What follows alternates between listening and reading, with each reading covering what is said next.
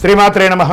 సద్గురు జ్యోతిషాలయం వారి యొక్క విశ్వావసునామ సంవత్సర 2025 మార్చి 29 నుండి మొదలు పెడితే మళ్ళీ 2026 మార్చి 28 వరకు వచ్చే ఈ తెలుగు నూతన సంవత్సరంలో వచ్చినటువంటి సంవత్సర రాశి ఫలితాలని మనం ఇప్పుడు తెలుసుకోబోతున్నాం.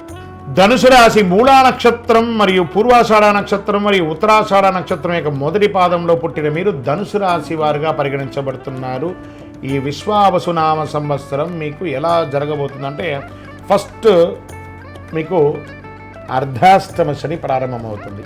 వృశ్చిక నుంచి మీకు ట్రాన్స్ఫర్ అవుతుంది. కాస్త నోరు అదుపులో పెట్టుకోవాలి. ధనుసు రాశి మిత్రులారా, మీరు ముందు నోరు అదుపులో పెట్టుకోవాలి. ఫస్ట్ ఈ సంవత్సరం ప్రాముణ కానీ సంవత్సరం చాలా బాగుంటుంది. తృతీయ శని కావున చాలా వరకు అనుకూలుడు. రుణ విముక్తి, భూగ్రహ సంపాదన, ఉద్యోగ ప్రాప్తి కలుగుతుంది. స్వబుద్ధితో యత్నించి కార్యక్రమాలను చక్కగా బాగుంటారు. అన్నదమ్ముల యొక్క వర్గంలో గల పేచీలు పరిష్కరించబడుతుంది. అర్ధాష్టమ శని ఒకటచే విశేషించి శ్రమకారకుడుగా ఉంటున్నాడు. ఈ కాలము అనేక సమస్యలు వచ్చే అవకాశాలున్నా ఎదుర్కొనే శక్తి ఉంటుంది. జాగ్రత్త అవసరము. కళత్రపీడ, ఆస్తి ఇబ్బందులు, శారీరక మానసిక శ్రమ, స్వస్థన అని వాత బాధలు కలిగే అవకాశాలు ఉన్నాయి. ఆరోగ్యం పట్ల జాగ్రత్త. ఏదైనా గాయం తగిలే అవకాశాలు మీ శరీరంలో ఎక్కువ శాతం ఉంది కాబట్టి జాగ్రత్త. భార్యాభర్తల మధ్య విభేదాలు మిశ్రమంగా ఉంటుంది. కాస్త జాగ్రత్తగా మాట్లాడుకోవాలి. చైత్ర వైశాఖం నందు షష్టమ గురు, కార్తీక మార్గశిర నందు అష్టమ గురు అగుటచే శత్రుజ్ఞాతి బాధలు,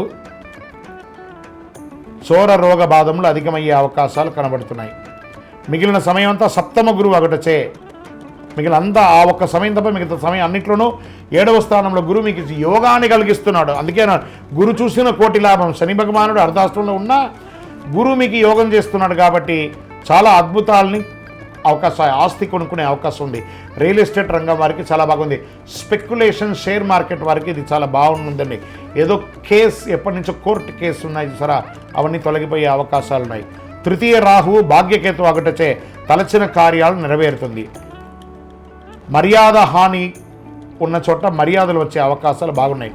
సంవత్సరం అంతా కుజుడు అనుకూలంగా లేడు కాబట్టి కాస్త జాగ్రత్తగా ఉండండి. ఇతరులతో మాట్లాడేటప్పుడు, వాహనం నడిపేటప్పుడు, ఏదైనా ఒక కలహం వచ్చినప్పుడు మీ నాలికను, మీ నోరుని కంట్రోల్ పెట్టుకుంటే అన్నీ సెట్ అయిపోతుంది.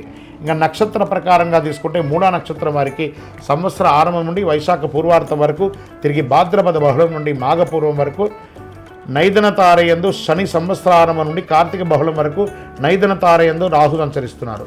పూర్వాషాఢ నక్షత్రం వారికి వైశాఖ బహుళం నుండి భాద్రపద బహుళం వరకు, తిరిగి మాఘ బహుళం నుండి సంవత్సరాంతం వరకు నైదన తారయందు శని, ఆషాఢ బహుళం నుండి సంవత్సరాంతం వరకు జన్మతారయందు కేతు సంచరిస్తున్నాడు. ఉత్తరాషాఢ వారికి సంవత్సర ఆరంభం నుండి ఆషాఢ బహుళం వరకు జన్మతారయందు Ketu సంచరిస్తున్నాడు.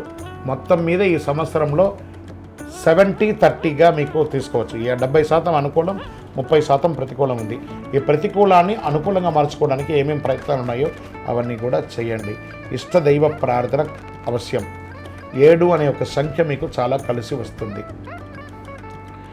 Red colour and pink colour మీకు చాలా కలిసి వస్తుంది. శివాలయానికి ఏదైనా మీ పక్కన ఉన్నటువంటి శివాలయమో దక్షిణామూర్తి ప్రార్థన ఎక్కువ చేయండి. పసుపు రంగుతో మాల, పసుపు రంగు వస్త్రాన్ని స్వామివారికి ధరింపజేయండి. 9 అనే ఒక సంఖ్య గల చెప్పుని పేదవాళ్ళకి ఎవరికైనా దానంగా ఇవ్వండి. మీ వయస్సు ఎంత ఉందో అన్ని సంఖ్యతో మీ నక్షత్రం రోజు పరిసర ప్రాంతాల్లో ఏదైనా ఒక దేవాలయంకి వెళ్ళి ఆ దీపాన్ని వెలిగించండి. ఇంకను సకల దోషాలు తొలగి ఆనందంగా ఉండడానికి అతి శక్తివంతమైనటువంటి కరుంగాళి మాలను ధరించడానికి ప్రయత్నం చేయండి. మళ్ళీ చెప్తున్నాను, ధనుసు రాశి విద్యార్థులారా, మీరు అద్భుతమైనటువంటి విద్యను సాధించే ఒక మహా సంవత్సరంగా ఈ 2025-26 ఉండబోతుంది. Get ready, విజయవస్తు.